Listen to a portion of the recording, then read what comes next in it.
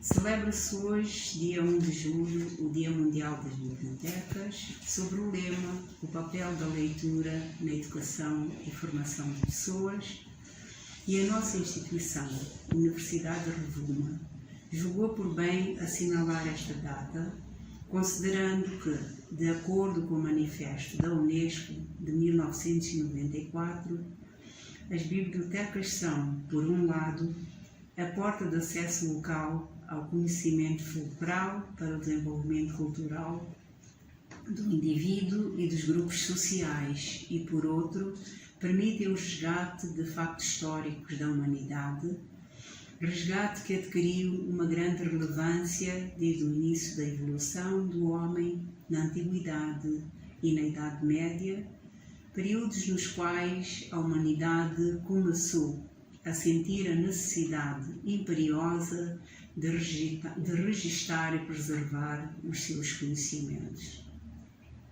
Os dados quanto ao surgimento da primeira biblioteca do mundo divergem. Alguns estudiosos apontam para o século III a.C., no Egito, na cidade de Alexandria.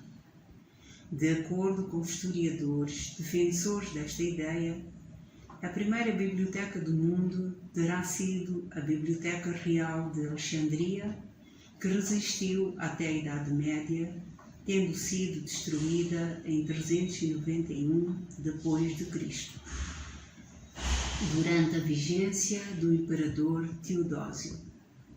Seu acervo era composto por títulos de geometria, trigonometria, astronomia, medicina, literatura e filosofia, reunindo os grandes conhecimentos da antiguidade.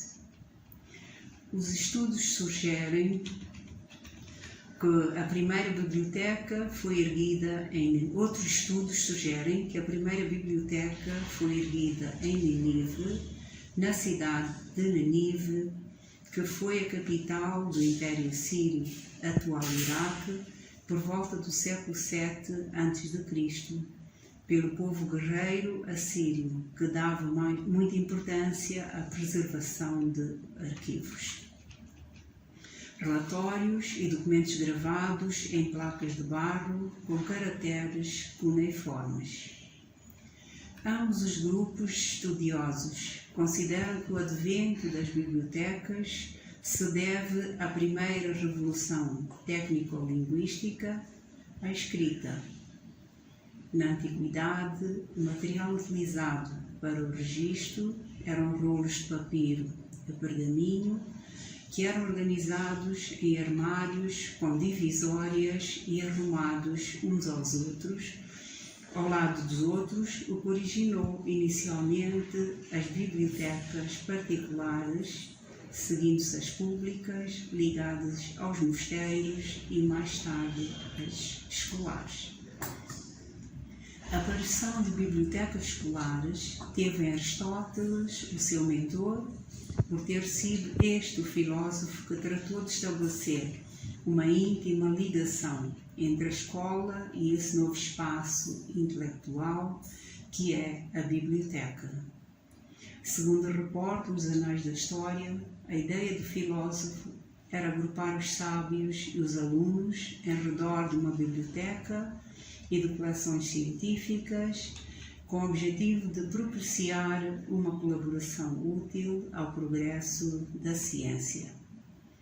Estas bibliotecas visavam a aprendizagem da leitura, o desenvolvimento do prazer e do hábito da leitura, a capacidade de selecionar e criticar a informação e o desenvolvimento de métodos de estudo e de investigação. Já próximo do século II da nossa era, em Roma, a procura de livros dá origem ao comércio de copistas, ao aparecimento de livrarias e ao estabelecimento de bibliotecas públicas. A forma de armazenamento de material manteve-se inalterado até o século IV depois de Cristo, portanto, na Idade Média, altura em que aparece o Codex, o uso de 2 faces de pergaminho em formato moderno do livro. Este novo formato exigiu, como é óbvio, novos móveis para depositar os livros. Devido às dinâmicas da própria sociedade, a biblioteca é chamada ao longo do tempo a desempenhar cumulativamente novos papéis. Deixa de conter apenas livros para se tornar um espaço multimédia onde os alunos acedem a meios audiovisuais, suportes intermédios, etc.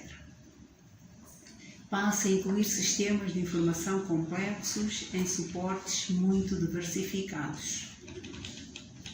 Passa a figurar como centro de recursos multimédia de acesso livre destinado à consulta e produção de informação em suportes variados. Resumidamente, é um espaço de aprendizagem, do uso adequado da informação, no qual aprender se torna cada vez mais preparar-se para saber encontrar, avaliar e utilizar a informação.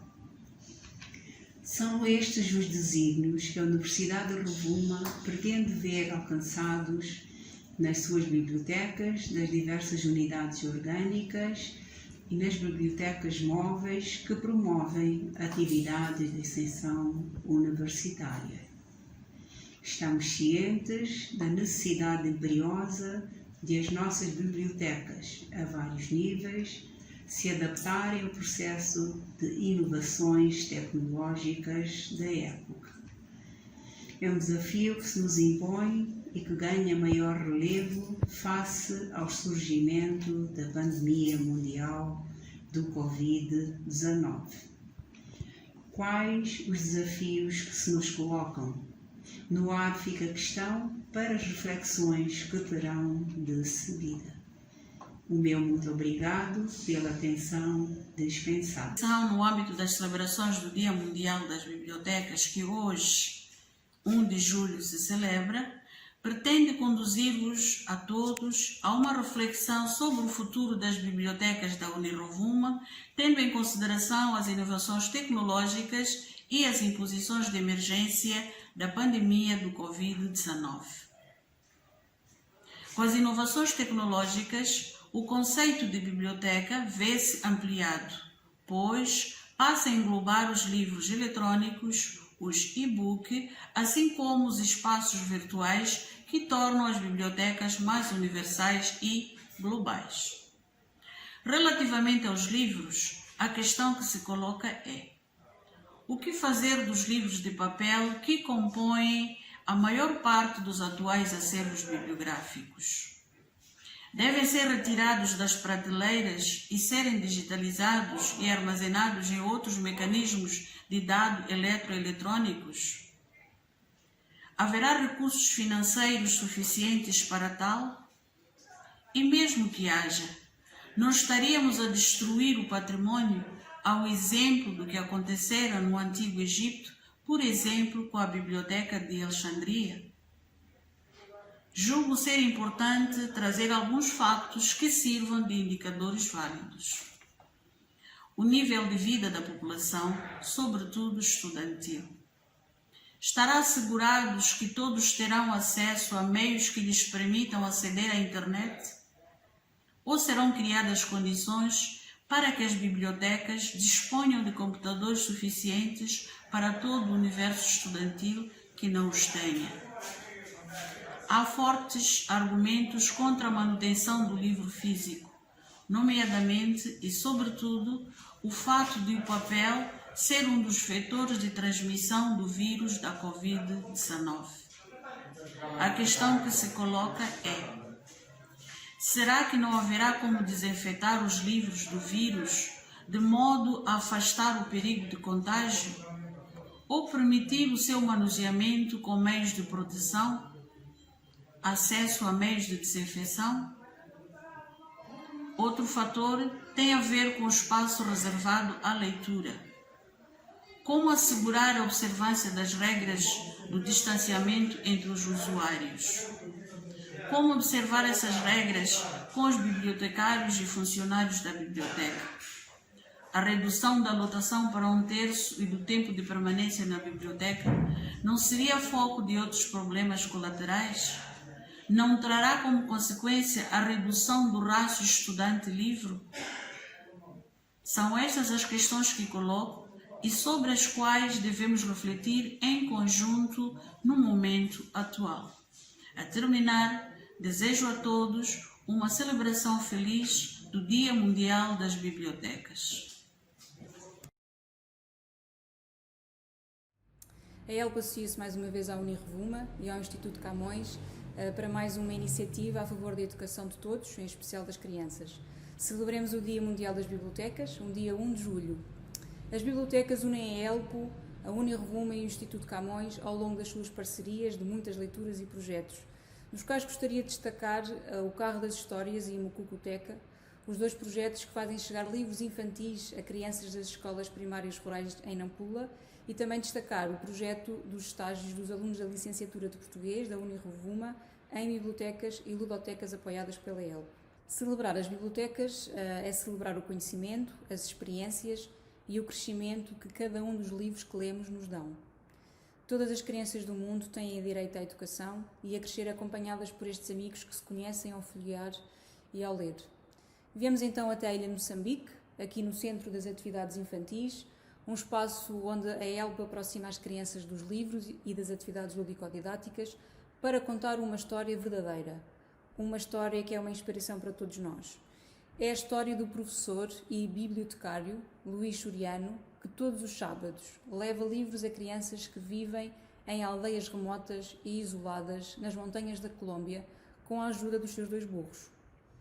Queremos assim, hoje no dia 1 de julho, o Dia Mundial das Bibliotecas, homenagear todos os bibliotecários, professores e cidadãos do mundo que se reinventam para fazer chegar livros a crianças a todo lado, atravessando desertos, campos, montanhas e rios. Vamos ouvir a história.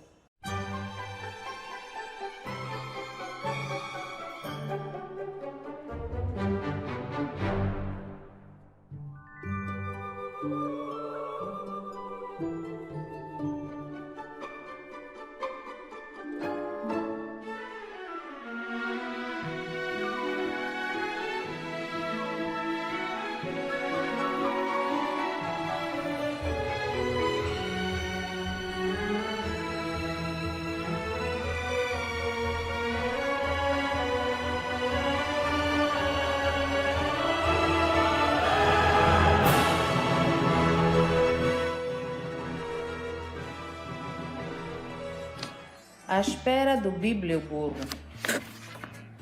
Numa colina, por detrás de uma árvore, existe uma casa.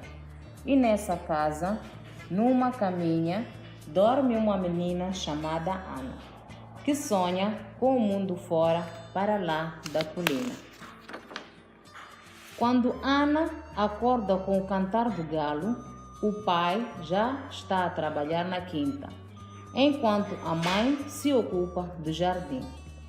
Ana dá banho ao irmãozinho, alimenta as cabras e vai buscar ovos para vender no mercado. Depois do pequeno almoço, Ana e a mãe descem a colina. A menina fecha os olhos devido ao sol forte e deseja estar dentro da casa fresca a ler o seu livro. Ana já leu aquele livro, o seu único livro, tantas vezes que o conhece de cor. Foi a professora que lhe ofereceu, como prêmio pelo seu esforço para aprender a ler e a escrever.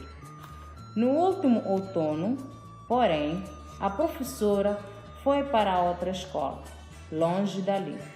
E agora não há ninguém para ensinar Ana e as outras crianças da aldeia. Por isso, à noite, na sua caminha da casa, na colina, Ana inventa as suas próprias histórias e conta-as ao irmãozinho para o ajudar a adormecer. Fala-lhe de criaturas imaginárias que vivem na floresta, nas montanhas e no mar. Gostaria de ter novos contos para ler, mas a professora que tinha livros já foi embora. Certa manhã, Ana acorda ao som de cascos e de zurros. Quando olha para o sopé da colina, vê um homem com uma tabuleta que diz Biblioburro, e os 2 burros que o acompanham carregam livros.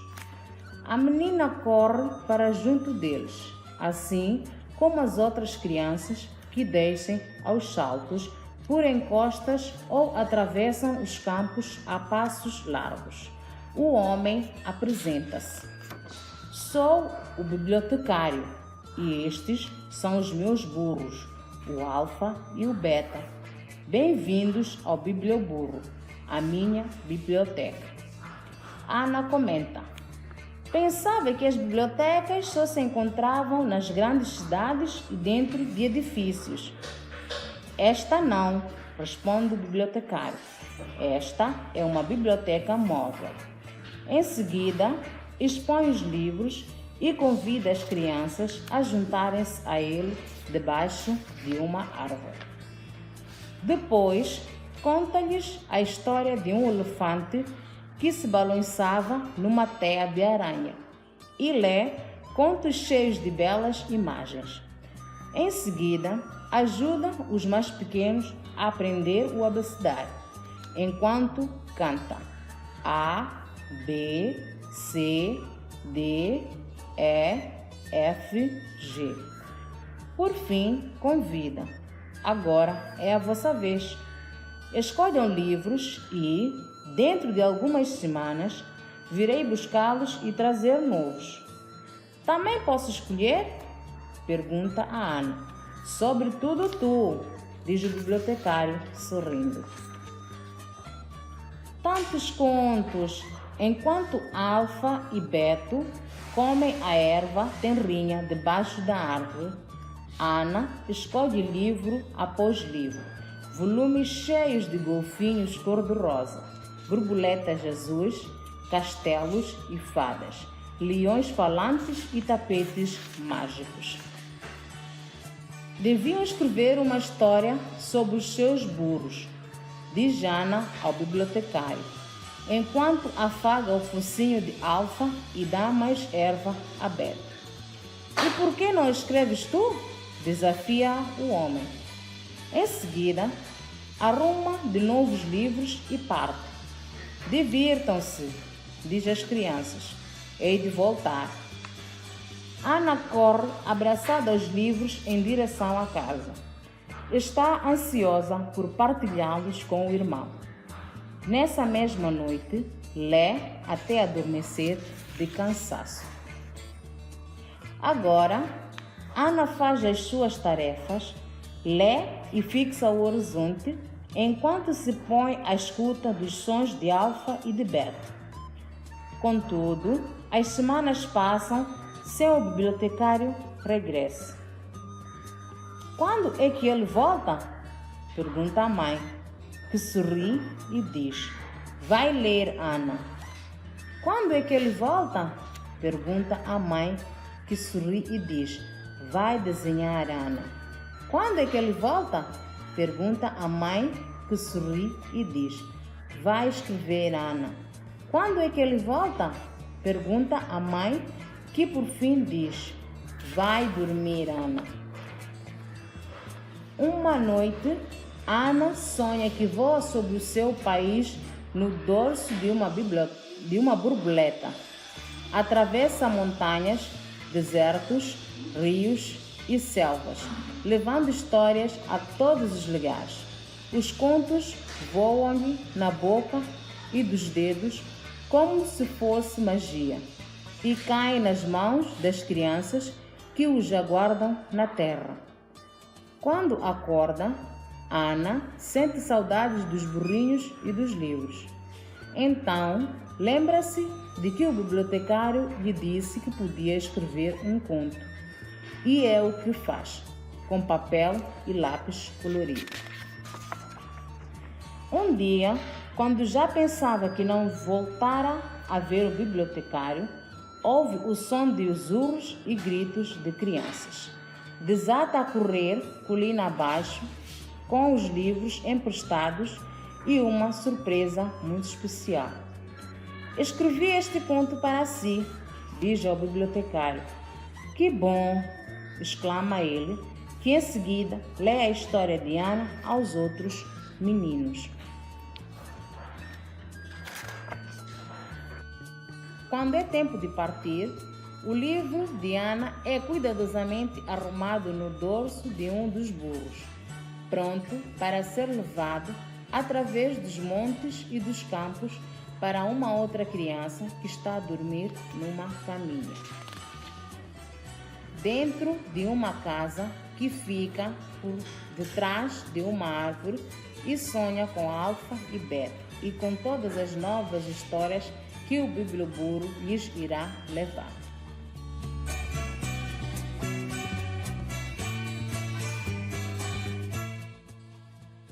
Por esse mundo fora, quão longe irias para ter um livro e quão longe viajaria um bibliotecário para te levar? Existem muitos bibliotecários e muitas bibliotecas no mundo que atravessam longas distâncias, como o biblioburo desta história. No Quênia, as caravanas de camelos entregam livros aos nômades do deserto.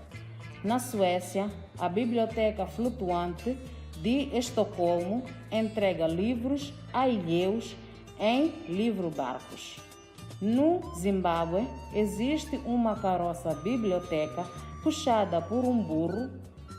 Em Moçambique, existe um carro-biblioteca que se chama Mucucuteca, na província de Nampula. É um carro cheio de livros e material didático que chega até as escolas primárias e ludotecas.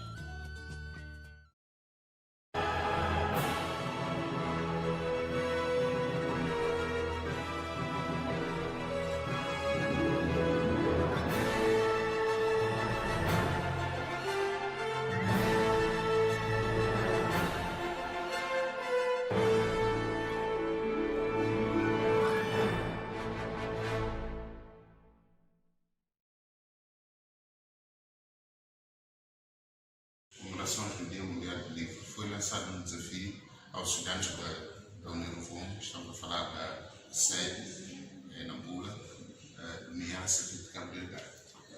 De acordo com o desafio, os estudantes deviam escolher um livro de poesia, escolher um poema e fazer a gravação. De seguida, passamos a publicar 23 gravações correspondentes ao igual número de estudantes que responderam ao desafio. E esperamos que tenham respondido aquilo que é o nosso desafio. Olá a todos, o meu nome é Sunita Alcene, sou natural da cidade de Nampula e vou aqui ler um texto que é da autoria de José Luís Peixoto, um escritor de nacionalidade portuguesa. E o texto que eu vou aqui ler é intitulado Explicação da Eternidade. E o texto é o seguinte: devagar, o tempo transforma tudo em tempo. O ódio transforma-se em tempo, o amor transforma-se em tempo, a dor transforma-se em tempo. Os assuntos que julgamos mais profundos, mais improváveis, mais permanentes e imutáveis, transformam-se devagar em tempo. Por si só, o tempo não é nada. A idade de nada é nada. A eternidade não existe. No entanto, a eternidade existe. Respondo pelo nome de Fátima Daurença Joaquim Amido, natural da província de Cabo Delgado, cursante de português, e vou declamar uma poesia intitulada Amiga pertencente à Flor Bela Espanca. Deixa-me ser a tua amiga, amor, a tua amiga só, já que não queres que pelo teu amor eu seja a melhor, a mais triste de todas as mulheres que só de ti me vem a dor e a mágoa. Beija-me as mãos, amor, devagarinho, como se nós dois nascêssemos irmãos. Beija-me bem, que fantasia louca. Os beijos que sonhei para minha boca, Flor Bela. Quando eu morrer, batam em latas, rompam aos saltos e aos pinotes, façam estalar no ar chicotes, chamem palhaços e acrobatas, que o meu caixão vai... Saudações, sou Tarina Augusto Alfredo, natural de Pemba, estudante do curso de Português, extensão de Cabo Delgado. Neste vídeo vou declamar o texto de José Craveirinha, intitulado Grito Negro. Eu sou carvão e tu arrancas-me brutalmente do chão e fazes-me tua mina, patrão. Eu sou carvão e tu acendes-me, patrão, para te servir eternamente como força motriz, mas eternamente não. Eu sou Manuel Celestino Luiz, nasci na cidade de Nampula, sou estudante do curso de licenciatura em ensino de português. Vou aqui ler um texto de José Luiz Peixoto, publicado na sua obra A Casa, a Escuridão. Na hora de pôr a mesa, éramos 5. O meu pai, a minha mãe, as minhas irmãs e eu. Depois, a minha irmã mais velha casou-se. Depois, a minha irmã mais nova casou-se. Depois, meu pai morreu. Hoje, na hora de pôr a mesa, somos 5. Menos a minha irmã mais velha, que está na casa dela. Menos a minha irmã mais nova, que está na casa dela. Menos meu pai, menos a minha mãe viúva. Cada um deles é um lugar vazio nesta mesa, onde como sozinho. Mas irão sempre estar aqui. Na hora de pôr a mesa, seremos sempre 5. Enquanto um de nós estiver vivo, seremos sempre 5. Traz os teus instrumentos de tortura e amputas-me os membros um a um. Esvazias-me os olhos e condenas-me à escuridão eterna. Que eu, mais do que nunca, me erguerei lúcida, bramindo contra tudo. Basta! Basta! Carregadores. A pena que me dá ver essa gente com saco sobre os ombros, cansadíssima. Às vezes é meio-dia, o sol tão quente e os fardos a pesar. Virgem Santíssima. Grau de roxa. Sou o vento a que desgasta. Sou o pólen. Sem outros têm medo, mas tu não. Porque os outros são túmulos caiados, onde germina calada a podridão.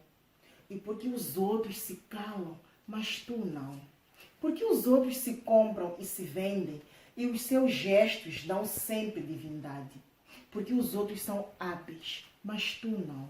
Porque os outros vão à sombra dos abrigos, e tu vais de mãos dadas. Chamo-me Angela Jacob Xizoma, sou natural da província do Niassa, no distrito do Lago Niassa. Frequento o curso de português. Bom, irei declamar um poema de um escritor moçambicano chamado Miyakoto, cujo tema é a identidade. Identidade. Preciso ser um outro para ser eu mesmo. Sou o grau de rocha, sou o vento que a desgasta.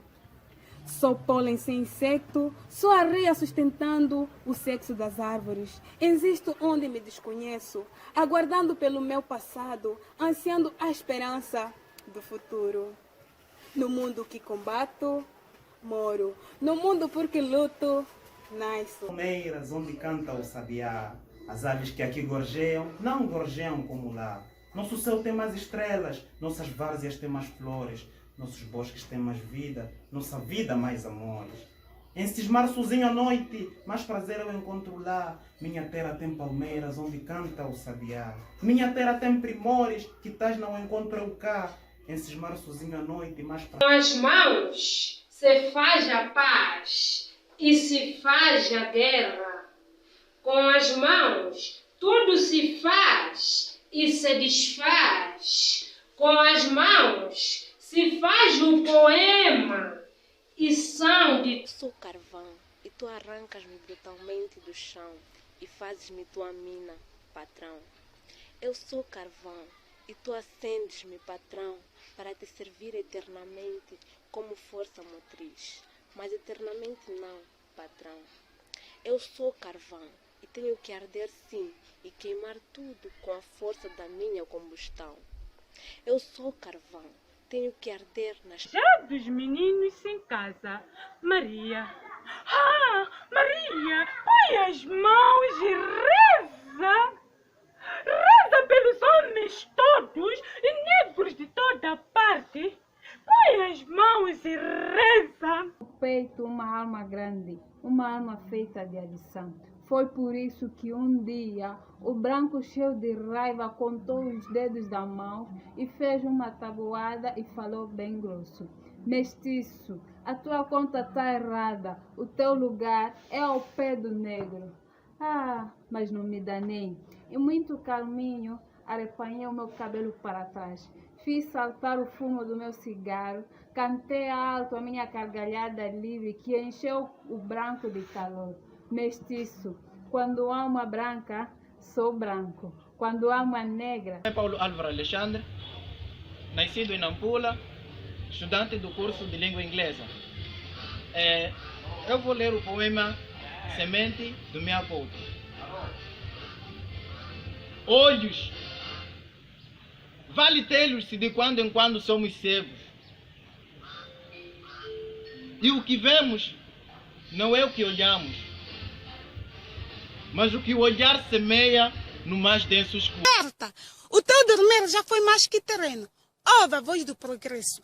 Este, outro Nazareno, que a mão distante diz: África, surge. É fogo que arde sem se ver. É ferida que dói e não se sente. É um contentamento descontente. É dor que desatina. Mulher de amor. Mulher de amor ao pé da tua boca. Disfarçar até do sorriso. Se focar de prazer com o teu corpo. Trocar tudo por ti. Eu moro mais perto do sol. Os amigos não sabem o caminho. É bom ser assim de ninguém. Dormes e o mundo marcha. Oh, pátria do mistério. Dormes e o mundo rola. O mundo vai seguindo. O progresso caminha ao alto de um hemisfério. E tu dormes no outro só. Que importa o caminho da garrafa que atirei ao mar? Que importa o gesto que acolheu? Que importa a mão que a tocou? Se foi a criança, ou o ladrão, ou o filósofo que libertou essa mensagem e a leu para si mesmo. 10 vezes, 20 vezes, leis a leis, num dia só, percorre a cidade.